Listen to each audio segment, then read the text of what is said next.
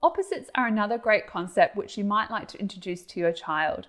Books are an amazing way to introduce opposites because a lot of them have it in there already. So for example, in The Green Sheep, there's so many great opposites which you can model, such as the thin sheep and the wide sheep.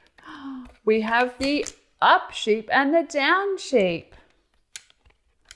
What about wet and dry? Scared and brave, or even near and far.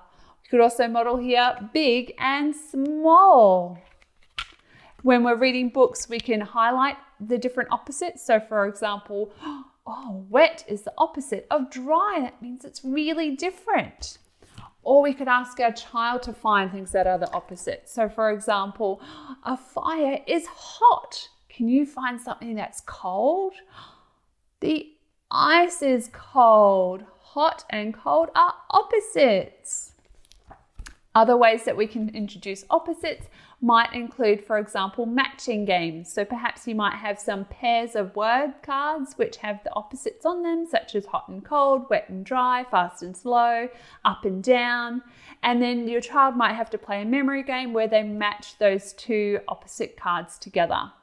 You can also play opposite games where your child has to follow instructions. For example, you might tell your child, all right, whatever I say, you have to do the opposite. So if I say you have to say something quietly, you must say it loud. If I say sit down, you're going to stand up.